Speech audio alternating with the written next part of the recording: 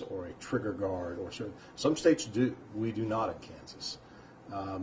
And this office has not made a habit of compounding grief of families when they made reasonable efforts to store. These guns appeared, the evidence we have is they were in a locked gun safe. It was not a particularly heavy gun safe or something that was, it was a metal gun safe. It appears that the locking device was capable of being opened with multiple keys would make it work. It was not functioning properly, but the evidence we have is that it was indeed shut and locked, and obviously the boys were able to get into it. But that by itself does not create criminal liability under the laws of the state of Kansas. So again, the facts are set forth in the findings. I do understand. Not a single thing I've said or will say here today is meant to imply that the family of the 9-year-old deserves anything other than sympathy of the community, and they certainly have the sympathy of this office and of law enforcement. But I have to have facts to move forward to bring a criminal case, and there are none in this case uncovered by this objective investigation to support the filing of criminal charges against anybody associated with this matter. So you say basically it was social media where they kind of triggered a lot of the... Seems to have been. That's part of why it took me the last week is one of the detectives was literally going out finding people who were posting it. Where did you get that information? Why did you say that or that? And frankly, got a lot of blank stares and people indicating they heard it from somebody who heard it from somebody. Have you spoken to the family? Are they No. Are they satisfied with this? I met with the mother, and I'll let her speak. I mean, she's in the grieving process, and I think she's having a hard time understanding that somebody's not going to be held responsible for this. And I don't pretend to understand that. I'm not going to put myself in her shoes. That is a terrible place to be. So I'm not going to tell you that she's pleased with this. I didn't make a final determination until today. I told her what the facts were leading to yesterday, but she's just finds herself in a terrible situation right now. And just to clarify, so there were 2 BB guns and then 1 shotgun, Yeah. and so the kids saw that all 3 were... Seem to think all 3 were shotguns. If you shake BB guns or shotguns? BB gun. If you shake a BB gun, anybody's ever had one, you can hear the BBs rattling in the cylinder in the cylinder that is next to the BB or next to the barrel. BBs were all over the bed as if someone had poured them out. If I hand you the shotgun and you shake it, you're not going to hear anything because it's a shotgun. But if you're 9 and 11, you would not know that necessarily. And so, yeah, the objective evidence we have here indicates that the boys thought that there was a shot, or there were 3 BB guns. So even the BB guns, they weren't trying to shoot them out, they were just trying to get Whether they were going to have a BB gun war and shoot empty BBs, at each other, I don't know. I might speculate to that effect, but I'm sticking with just the facts I know. The bottom line is, I don't have any evidence to suggest that either of them knew that the shotgun was a shotgun or that it was loaded. I guess as far as the gun safe goes, are we talking like one of those like the stack-on like steel gun safes where it's kind of a lighter gauge? Steel? Yeah, I mean it's a lighter gauge. It's not one of those. Not with like a big combination lock. And no, all that. but it was I don't know. I didn't measure it, but 5 foot tall. A long gun safe, not a little handgun safe. It stood in the corner of the room. It had a locking mechanism and a handle that one would have to unlock with a key. No, it was a proper gun safe. And then I know earlier, there were people who said they somehow kind of finagled to open. Was it a matter of they just found the key to open it? Whether they used the key or a key, I don't know for sure. But that's the only thing that was wrong with the mechanism. It would lock, but it didn't require a specific key to unlock it. It had been manipulated at some point in the past by somebody, and so another key would open it. But there was no damage to the safe. No, I didn't see. I mean, in the photos I saw, I didn't see any pry marks or anything that would indicate that this was some sort of a forced entry to the safe. I'm just following this knowing that, it was properly stored in there, it was locked. Again, by all indications we have, it was locked shut. I wasn't there in the moment to tell you exactly how they got it open, but there's no indication it was left open, that it was left unsecure.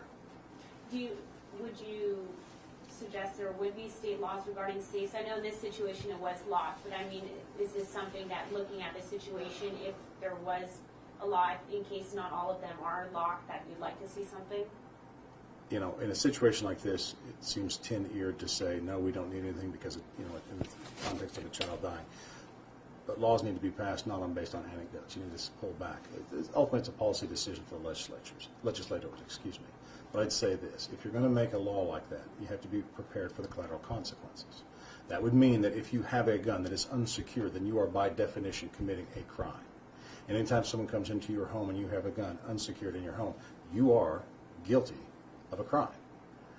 If we're willing to say that in this state, that's up. Tell it to the legislators in Topeka and see if they want to pass that law.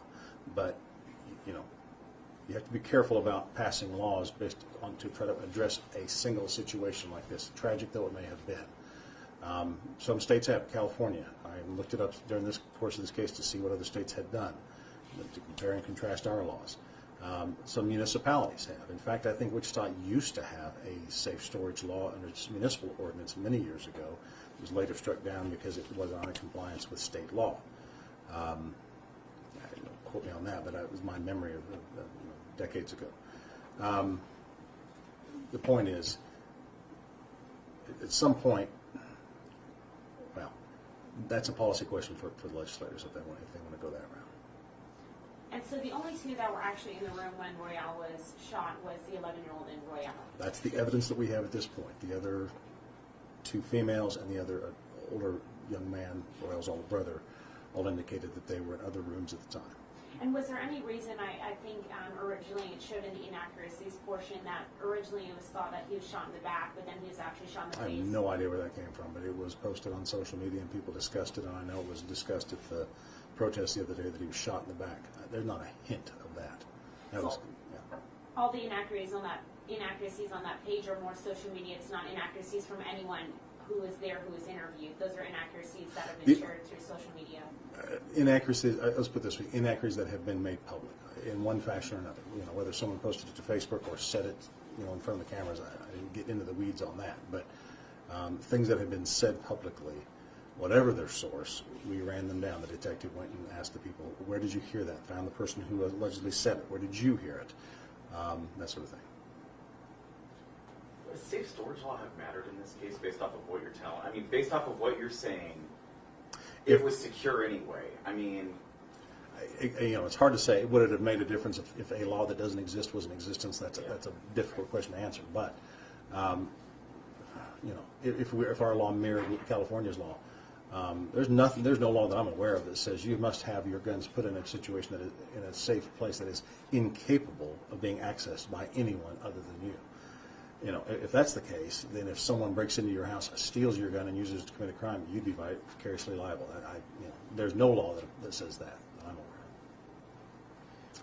I guess earlier when we were discussing the whole locking mechanism, and you said like a key would work, are you saying basically if you had possibly a key to something else that was still able to, yes, to open? I mean, it had to be the right size, roughly. A pickup key might not have done it, but something of the same size, roughly. Yeah.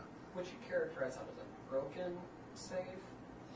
The locking mechanism still locked, so I guess that's a subjective point of view there. If it locked, it was still functioning. The fact that it could be unlocked with another key, I'll let you couch that how you would. And then I know early on in this, at one point somebody said that the folks who owned the home didn't realize that gun was in there. It belonged to somebody who either had it there or had it there and then moved out. Is that correct? The information I have, they knew it was there. They didn't know it was loaded, and it was somebody it belonged to another family member who was no longer living in the trailer. And so they hadn't accessed that safe, I believe, for 7 years or something like that? The gun itself, they didn't say they hadn't accessed the safe. They just had no one had messed with that gun, that particular shotgun, for 7 or 8 years, according to one of the homeowners. Yeah, I guess how frustrating is it for you and your office when you guys are trying to conduct a thorough investigation to have, some of the stuff that was put out there on Facebook coming up, and then obviously, people are pretty riled up about this, and your investigation takes time.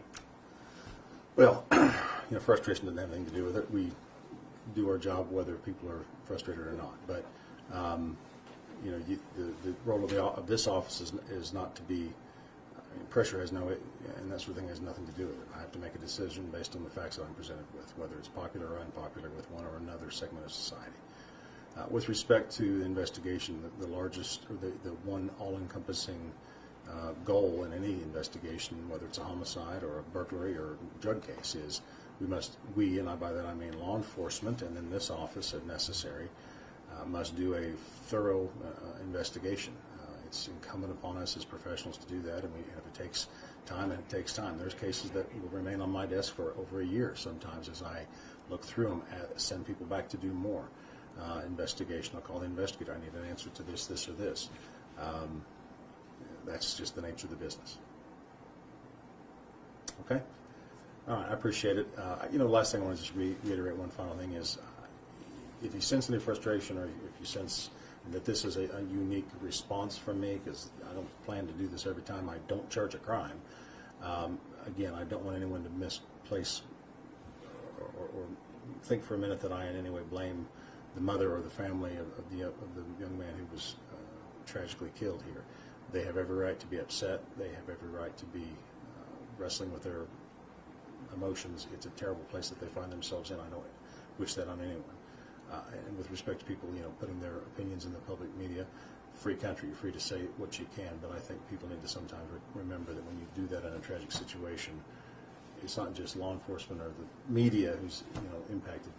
There's a family who's trying to wrestle with the tragic loss of a child, and I don't think those folks who were out there, running their mouth help this poor woman in any way, shape, or form. So, but that's just my editorializing. But I appreciate your time. Thank you. I did not do this in a total state. Second